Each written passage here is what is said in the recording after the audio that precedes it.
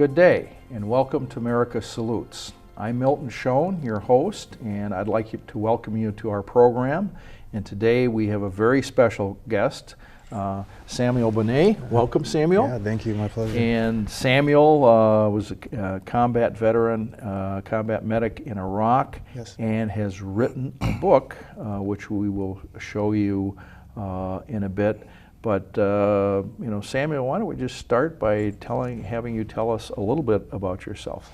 Okay. Well, I live here in Champlin, Minnesota. I've been retired for about 3 years now with PTSD and chronic pain. I was a combat medic with the 1st Cav over in Iraq for about 14 months. Been dealing with PTSD and chronic pain for the past 10 years. And just recently, I've been getting a little bit better. I'm trying to advocate for vets right now. Hopefully I can reduce the rate of veteran suicide, which is now 22 a day, hopefully by my story. And part of solving that is getting people connected, because people who are isolated they don't have the support systems. Right. And as a county veteran service officer, I'm aware that there's a lower suicide rate for veterans who are enrolled in VA healthcare Correct. than for veterans as general. So people can come in and get help. Yes. And they get very good help at the VA. Very good help. Yeah, the doctors work with you and they try to get you to talk, and that's one of the main things that veterans need to do, is talk about their experiences. The VA helps with that a great deal. You went through some very unique experiences that most people in our society don't go through, but there are ways of being able to deal with that so that you can live the most life that you can going forward. Yes. Why don't you tell us the reasons you joined the military? I'm actually the first person to join the military in the whole Boney family. The reasons why I did was when I was a senior in high school, I saw 9/11 take place while I was in my English class. And as I was watching the planes hit, and then later, people jumping out the building, I was just astonished that something like that could happen on American soil. And it just stuck in my head that, what can I do? I'm 18 now. I can do a lot more for my country. And then I saw that we were going to go to war. So I joined, and I joined to become a medic because I wanted to save lives. One of my main intentions in going into the military was to save lives because of the lives I saw lost in 9/11. And if I could save one life, it would mean a lot. So I knew that the military and the USA could use me. Very good. And you enlisted in The Army. The Army, Yeah. Okay. And so you enlisted and you went through extensive training. Yep, I went basic training at Fort Sill, and then I went to Fort Sam Houston for medical training. I did about 4 months there before I was sent to the 1st Cav in Fort Hood. And after 2 months of being at the 1st Cav, on my 21st birthday, I was on a plane flying to Kuwait to go to Iraq. It happened very quickly. Yep. Very good. Well, why don't you show our viewers the book you've written, because that comes from your experiences during that tour. Yep. As a combat medic. And why don't you tell us a bit about the book and why you wrote the story? The book, I take the reader through my in-processing to the military, to going through basic training, and actually witnessing, various suicides in basic training, all the way until going into war. And the main reason why I wrote the book is for the reader in America to understand what it's like to be on the front line as a soldier, and as a combat medic, because we really see the brunt end of a lot of things.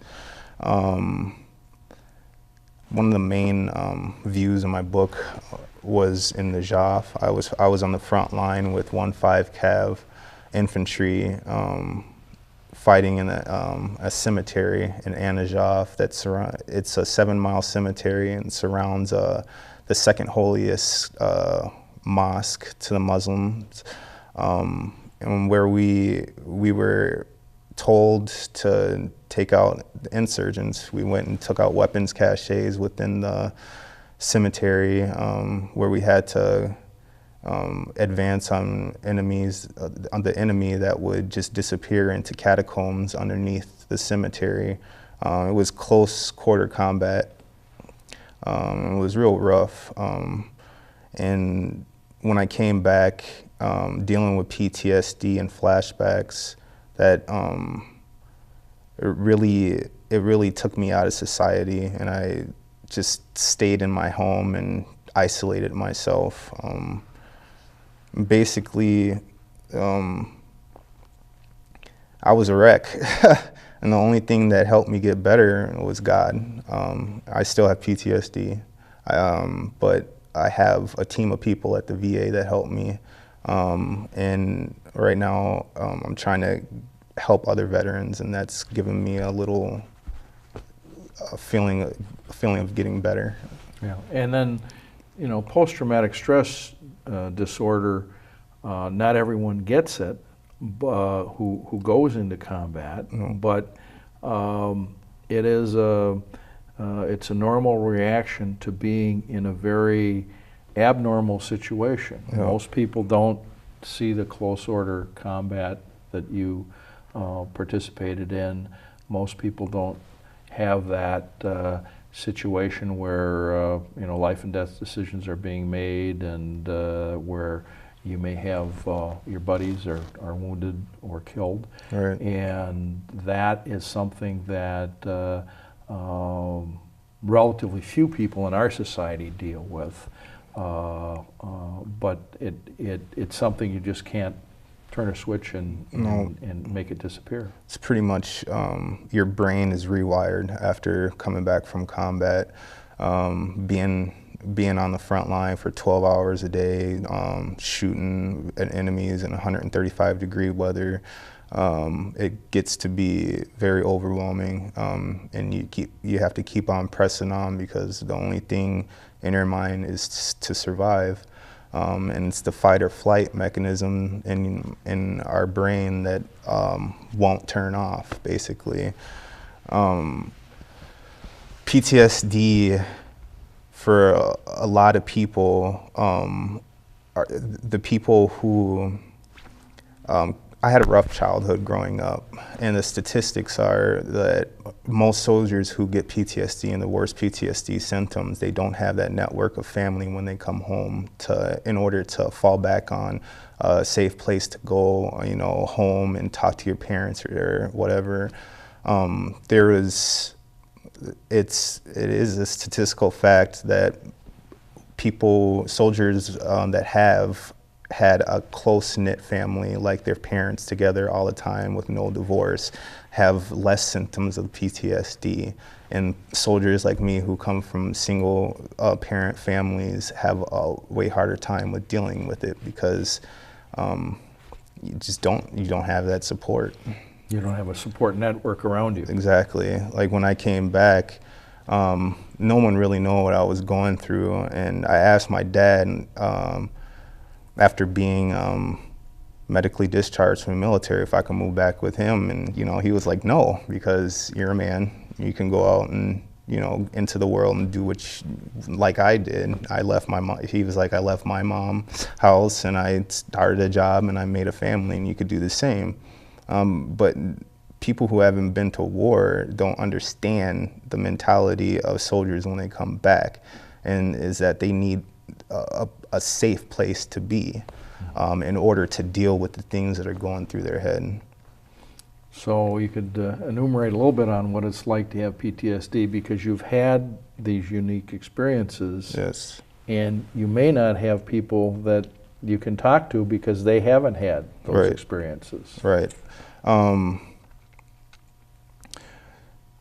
It's just the experiences where I had when I was in Iraq. There was a time where a soldier had gotten shrapnel and it cut off part of his head, and I was sitting there. I had to hold on to his scalp and have until the doctors would come and give him medical treatment. There were times where friends got hit next to me when I was on the front line, and I'd have to, you know, run over to them, patch them up, call for medevac, and get out of there, and get them out of there. Those moments never leave my head. They never go anywhere. Having PTSD is basically just carrying those memories around in your head, and they go and they replay over and over and over again, even in your sleep. And flashbacks, basically, it feels like you're just. It feels like you're in a normal room, but then you see things. You're seeing things that other people don't. Like I could visualize the guy with, you know, holding his scalp together, but at the same time I'd be in a room with 10 other people and they're just watching me freak out. Mm-hmm. It's different, and it kind of sucks to have. But you know, but it's, you know, you've got it, and you have to deal with it. Exactly. And the quality of your life and your family's life is dependent on your ability to be able to deal with this condition. Right. So I could ask you, who did you write the story for, and why did you write the story? I wrote the story for mainly for Americans, like all of the United States, to understand what it's like to be on the ground in a hand-to-hand combat and coming home and dealing with flashbacks and PTSD. I want America to understand that and have empathy for soldiers when they talk to them, because most people don't know what to say to a family member or a friend that's going through it. And I engulf the reader in symptoms of PTSD and in how I was dealing with my family at the time of dealing with PTSD, so that they can help veterans. And I also wrote it for veterans to give them what I believe is the foundations of how to get better. Basically, it's through love, family, and salvation that we need to build our lives upon, or else it's basically going to crumble down. Getting a relationship with Jesus Christ has helped me immensely, and those are the three things I'm trying to get veterans focused on, so we can reduce their risk of suicide. So that they are connected in this world, Yep. and that they're not, it's that isolation is the real danger, because the feelings may overwhelm a veteran, and if you don't have somebody to talk to work through these issues, you're more at risk. Right. Like I was locking myself in my house probably for like days, weeks at a time, and probably just yelling and screaming and dealing with the things in my head and just trapping myself in the house. I mean, there's nothing, unless someone reaches out to help you, there's nothing that I could have done. Yeah, and you know, when you're discharged, when you're on a post, you have a community that's there, right, to be connected to, and so there's all those connections that can be helpful to the people who are on active duty, and we've had some big deployments of our National Guard, mm-hmm. and our County Veterans Service officers have, when we've had some of these 2,600 person deployments, have gone to the demobilization site, because we knew that they weren't coming back to a post. They were going to be going back to the community, and many of the people didn't have any idea what they went through, and we wanted to establish connections for those veterans, and we thought that was critical. And from what you're saying, it's critical for anybody that's coming through here. Yes. to make sure they've got connections. Yes, every veteran should have a connection when they get back. And but in just listening to you, Sam, it sounds like you are getting better. It's manageable. I'm managing it. The only reason why I'm getting better mentally and not having the story run around in my head all the time is because I wrote the book. I think that if veterans could write their story down, they should, because it just helps it get from imagination and you feeling like sometimes it was just a dream that it happened, to, okay, this is reality and I can actually focus on something else and trying to, you know, get my footing and progress, basically. Yeah, you had to get it out. Yep, I had to get it it out. If it's bottled up, you're not. It's there all the time. Yep. And if you get it out, as you were saying, you can get on to other concerns. Mm-hmm. And that brings us to the fact that you've been involved in the Beyond the Yellow Ribbon in Champlin. Yes. And some other activities. Mm-hmm. And could you tell us a little bit about that?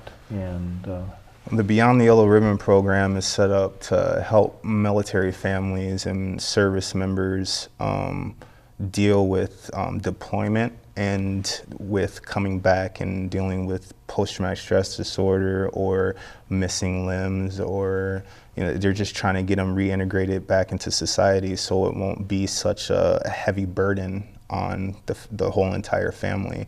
I just started getting involved with Beyond the Yellow Ribbon, and as well as the Heroes on Water is another non-for-profit organization that I belong to too, where we take veterans out on kayaks to fish, just get them back into nature and get them back into thinking how they used to think before going to war. Those are two very important endeavors that I've started working on, because I believe that all veterans should have some type of safety net. And the Heroes on Water is focused on physical activities, people, you know, doing that and then connecting with nature. Yep. And the Beyond the Yellow Ribbon has the component that you're dealing with individual veterans or their families' Yep. issues. And so each problem may be unique, if I'm hearing you right. Yes.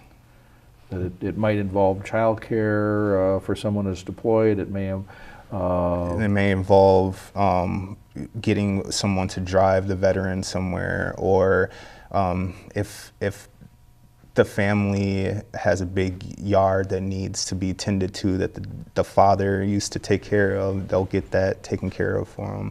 It's just helping connect everyone to someone so there's not a burden on their shoulder. It's not an overwhelming burden. It Yep. can be dealt with, and you can deal with other issues, Correct. family issues or whatever.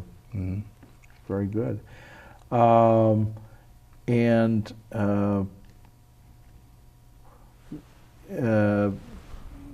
What can you say to help other veterans? It sounds to me as if writing this book was to share your experiences and to make sure that vets out there don't feel as if they're unique or alone, that you've dealt with, you've had these issues, and that they may be able to recognize some of these things in themselves. Yeah. My main goal is to get them talking. The last chapter in my book, I just say it's the best therapy is to talk about it. Doesn't matter who it's with. I mainly went to the VA to talk because I know that no one in my family knows what I went through, and if I start talking to them about the violent things that I did, they might get the wrong idea and probably won't even believe some of the things that I say. And one of the other important things is to getting around other vets, because telling your story to other vets that, you know, that get it and that's been through the same thing, it just feels a lot better. It feels normal, like you're back in the service, you're just goofing around with your buds. All veterans, I haven't met one vet yet that hasn't wanted to sit down and talk about experiences that happened in the military. Because you got that in common. You've all served the country, and you may have served at a different time, a different conflict, in a little different situation, but you've all got that thing that you were out there to protect our country and to serve it, and you know, there are experiences that you carry forward with that. Correct. It's really important. Excellent. Are there any things that have really struck you in your volunteer work that have been helpful to you when you've helped some individual or family or connected with them? Is there anything that resonates that you'd like to share with us, our audience? Just not really. I think one of the main things that I've seen is with working with veterans is that when they get into the room and they know, and you start, like I start sharing my experiences with another veteran, it's just like they get snapped back to a normalcy, you know. I've seen just people that are drained because of the flashbacks and things that they've dealt with all the time, and then once you start talking to them and they get to say what they feel is in their heart and in their mind, it just brings them back home. There's a huge change, and I've seen it with my own eyes, with myself, as well as other people who've been going through certain programs like Heroes on Water. Well, that's we see that when we work with homeless veterans at the stand down, that people can, you know, not every day in their life is going to be a sunny day, and they can wind up being in a situation that is difficult. But the fact that they're in a community of veterans and everybody there is served, everybody has, that's the common denominator. Everybody has served their country, you know, and they're treated, you know, with that respect that you've done that, you've given something of yourself, and that's not to be underestimated. Well, it's an honorable thing. Not many people do serve, but those who do, we carry it around with us because, you know, this country needs people like us. And there's the and that's the reason we have a VA, that you know, people come back and they're, you know, people can suffer physical wounds and other wounds, and it's important to deal with that so that people can live their life as full as possible going forward. And maybe you could say a little bit of something about working with a county veteran service officer, because I know that you have that experience, and in our state we try and make sure that those services are available to people in the community. It's really important for veterans to get connected with the veteran service officer because of the benefits that you don't know about. I didn't know a lot about compensation and pension benefits, and when I started talking to the service officers, you know, they told me certain things that I can do in order to receive a income, you know, because of me being retired, or in order to get more schooling, or help at the VA. A lot of veterans just need to get connected there, because they can also put your DD-214 and file that with the county and make sure that no one ever, you know, forgets that you've been in the military, because some people do lose their paperwork when they get out and they can't get treatment because they don't have that paperwork that says they're in the military. So it's really important for veterans to be in there. Well, that's a very wise choice, because we run into a lot of veterans or spouses of veterans that, 40, 50 years down the road, a veteran needs to go in the hospital or nursing home or get some resources, and it's there. Yep. You've got the ability to show that you're a veteran to qualify for those benefits, and if you're going to go into the vet's home, you've got to present that. So that's a very important piece, and it's a very important thing that you've done. In our county, we have 8 sites that we deliver service from in the community. We're in the government center, but we're in Maple Grove, we're in Plymouth, we're in Mound, we're in... You can call and schedule an appointment. Sometimes they can meet you in the Maple Grove Community Center, or you can meet downtown. There's a bunch of different places, so they make it easily accessible. Yeah, and the fact that we've got those sites in Bloomington and Richfield and Eden Prairie and Brookdale and Ridgedale, that veterans are no more than 15 minutes drive time from a site, and that's been conscious because I don't know if your first service was at Maple Grove or was it downtown? Downtown. Yeah. But that there are a lot of people that don't want to drive downtown, and the fact that you provide the service where somebody lives or closer to where they live, it's easier for them to get that service, and we want to make that first connection to help somebody apply for benefits, whether that's health care at the VA healthcare system, as you mentioned, whether that's filing for compensation. We have, the educational benefits. You've got 15 years to use your GI Bill, and oftentimes we've got veterans who need some assistance with that and to understand how that process works, and everything from that to home loan guarantee, that you're able to give the information to people so that they can utilize what they've earned. Yep. I would ask you a question here in our last minute. Is there any thought that you'd like to leave with our viewers as we get ready to complete our program? Yes. The thought that I want to make is, if you know anybody that's dealing with PTSD, if you know anyone who's been in service, talk to them, try to get them connected, try to get them to open up, because it's like PTSD is like a poison inside. Like, if you don't get it taken care of, it's just gonna end up eating away at you on the inside, and eventually you'll end up doing things that, in order to take your life. It's really important for people to care about their veterans. If you see a veteran with a hat on like this, thank them for their service, because that means a lot. It means a great deal to know that people actually think about you.